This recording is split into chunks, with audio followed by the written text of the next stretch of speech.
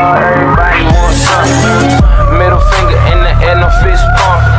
And me, Sean Wiz, got this bitch jumping. Assalamualaikum warahmatullahi wabarakatuh. Halo semuanya, perkenalkan nama saya Asti Anjini Siokona, biasa dipanggil Asti. Saya merupakan mahasiswa tahun pertama di ITB Stikom Ambon dengan program studi teknik informatika. Dan saat ini saya duduk di kelas TI 1D. Tujuan saya membuat video ini yaitu untuk memenuhi UTS mata kuliah Bahasa Indonesia. Untuk menghemat waktu, langsung saja kita masuk ke videonya. Selamat menonton!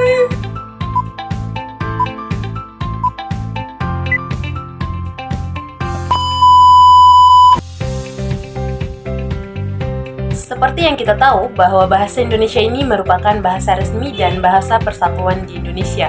Meskipun banyak orang di Indonesia sudah bisa berkomunikasi dalam bahasa Indonesia sejak kecil, tetap penting untuk menjadikan bahasa Indonesia sebagai mata kuliah di perguruan tinggi. Ada beberapa alasan kenapa bahasa Indonesia masih perlu diajarkan di perguruan tinggi, yaitu yang pertama sebagai identitas nasional. Bahasa Indonesia adalah salah satu simbol identitas nasional Indonesia. Mengajarkan bahasa Indonesia di perguruan tinggi membantu memperkuat kesadaran akan identitas budaya dan kebangsaan. Yang kedua, komunikasi efektif. Bahasa Indonesia yang baik dan benar penting untuk berkomunikasi dengan efektif dalam berbagai situasi, baik dalam lingkungan akademik maupun profesional. Mahasiswa yang mampu menguasai bahasa Indonesia dengan baik akan lebih mudah beradaptasi dan sukses dalam dunia kerja. Yang ketiga, pemahaman budaya. Bahasa Indonesia merupakan pintu masuk untuk memahami budaya Indonesia secara lebih mendalam. Melalui pembelajaran bahasa Indonesia, mahasiswa dapat mempelajari kekayaan budaya, sastra, dan sejarah Indonesia. Yang keempat, pengembangan pengetahuan. Bahasa Indonesia memiliki beragam disiplin ilmu yang terkait seperti linguistik, sastra, sejarah, dan sosiolinguistik. Mahasiswa yang mempelajari bahasa Indonesia dapat mengembangkan pemahaman mereka dalam bidang-bidang ini dan berkontribusi dalam pengembangan pengetahuan. Yang kelima, keterampilan menulis dan berbicara. Bahasa Indonesia yang baik dan benar penting untuk mengembangkan keterampilan menulis dan berbicara yang efektif. Mahasiswa yang mampu menguasai bahasa Indonesia dengan baik akan lebih mampu menyampaikan ide-ide mereka dengan jelas dan persuasif. Yang keenam atau yang terakhir, yaitu penghargaan terhadap bahasa Indonesia. Ternyata, mengajarkan bahasa Indonesia di perguruan tinggi juga merupakan bentuk penghargaan terhadap bahasa kita sendiri loh.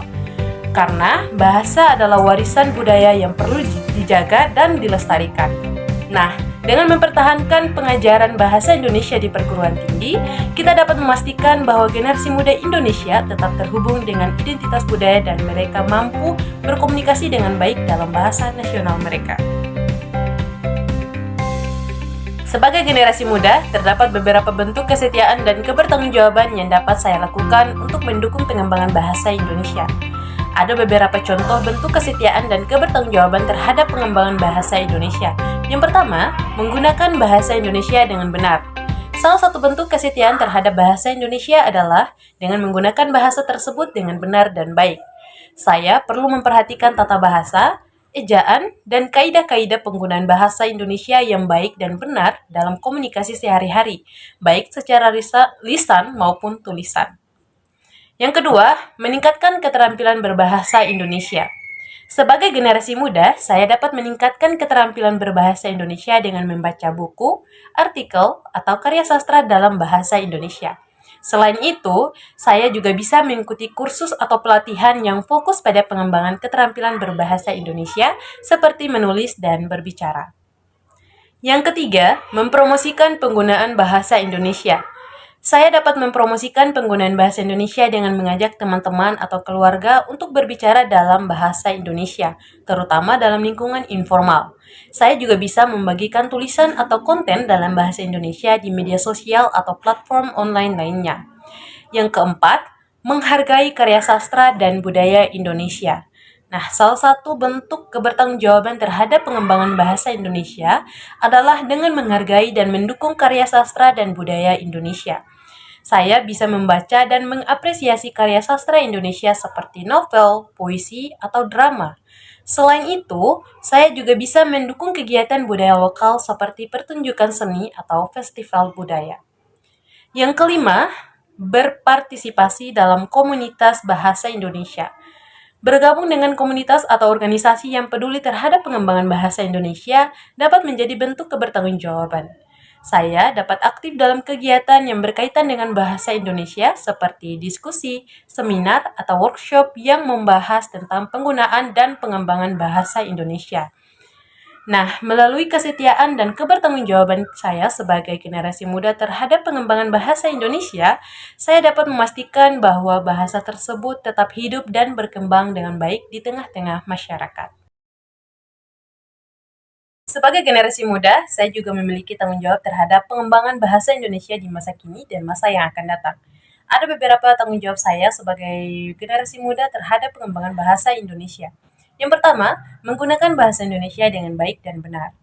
Saya bertanggung jawab untuk menggunakan bahasa Indonesia dengan baik dan benar dalam komunikasi sehari-hari, baik secara lisan maupun tulisan.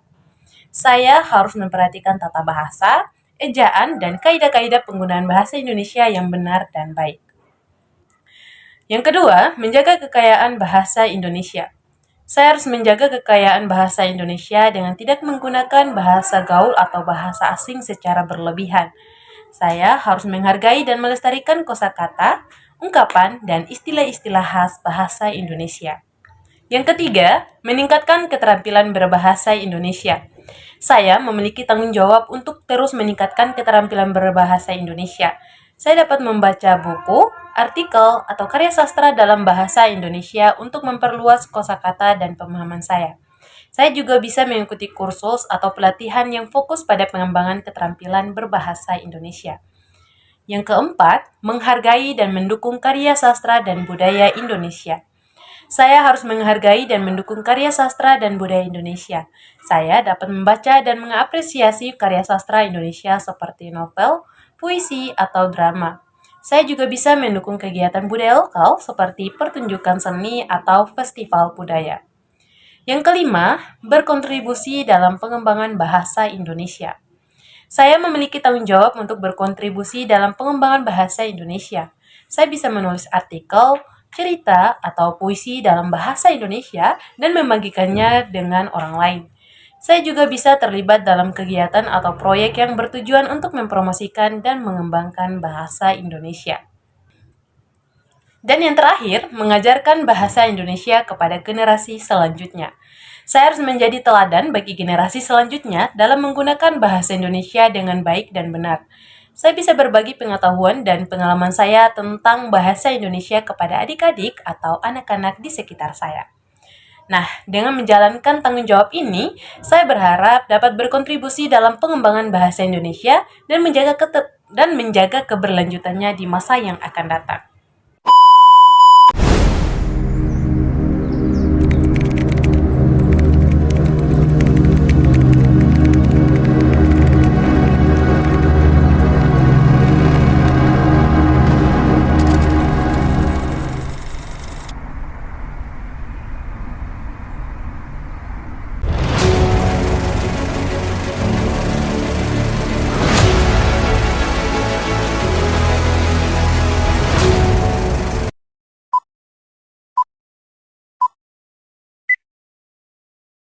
It's only me, yeah, it's only me.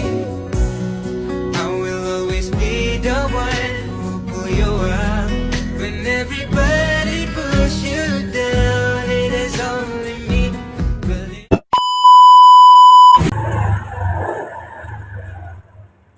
Assalamualaikum. Ana na haba da kasa. Salam konora tiara, pajaru na barala, super dofu. Ngana magadan bakasa. Pajaru lah hala hadi ni ana ko di ho ha. Pajaru dumah goje. O da ko gena ma. Pajaru ko di ho muju. Di futu kara ma ko dera asti. Oke, lalaha dibutuh karena makudera tiara.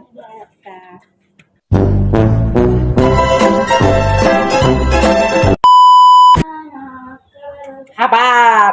Ana na haba. Ngana na habar. Assalamualaikum nero asti.